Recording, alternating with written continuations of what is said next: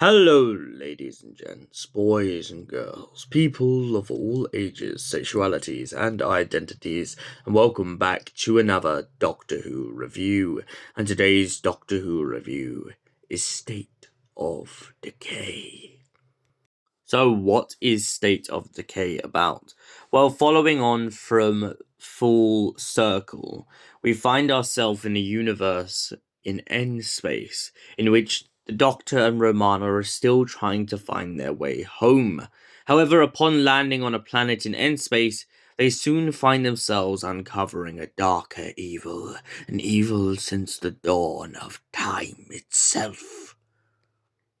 Yes, they find vampires. Oh no, vampires aren't legend in the Doctor Who universe, but they are very, very real. And when the Doctor looks into the ancient scrolls of Rassilon himself, he realizes the only way to destroy the vampires is with a bowship, which is essentially, I'm not being funny, from what I've understand of it, is like a crossbow with a big block of iron.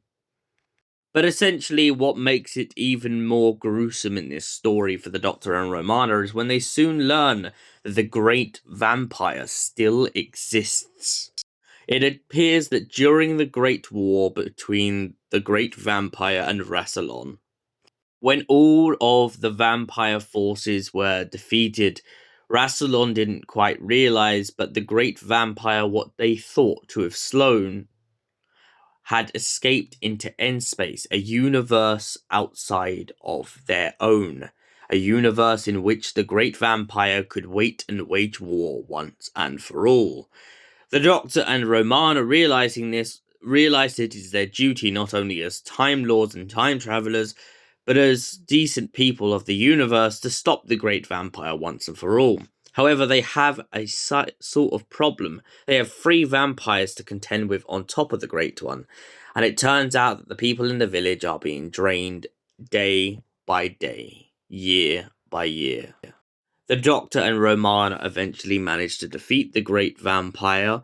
However, it turns out that a few of the vampires do get away, leaving the Doctor to speculate whether or not they ever exited End Space and escaped back to his universe.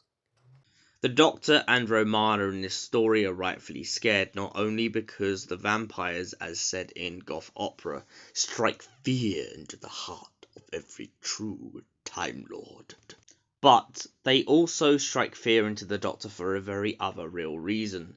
A lot of the myths that were told when the Doctor was growing up between the vampires and the Neverchilds and a lot of other species that play with celestial powers, the vampires are like carnivores in the Doctor Who universe. They feed and they suck and they dry every planet up of its blood.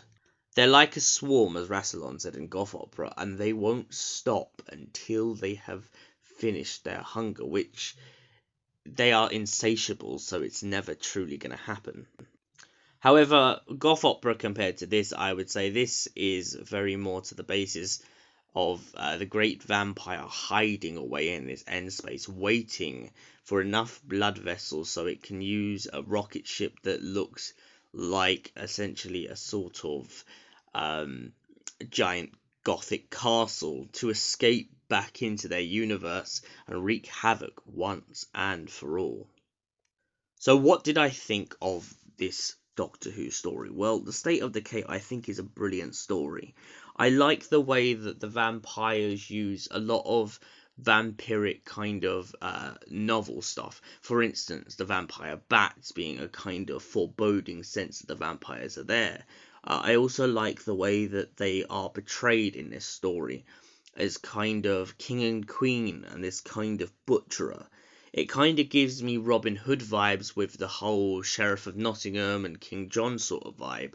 The two kind of royalties are like John and the one in the middle is very much like the Sheriff of Nottingham, trying to bleed the poor till they don't see what's happening to them.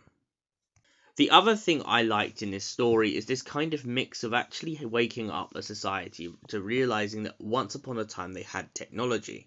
The problem in this story that makes them very vulnerable, the villagers, is because of the fact that they have become so reliant on the land once again that they have forgotten everything that they have built and achieved. This is most probably either due to an error on their part, or the fact that the great vampires have managed to kill off everyone with the knowledge, and each generation being passed down, the knowledge has been forgotten. Overall, I really love this story, and for that reason, I give it a solid 9 out of 10. Thank you for watching, and we'll see you in the next Doctor Who review. Until then, stay beautiful, you beautiful people.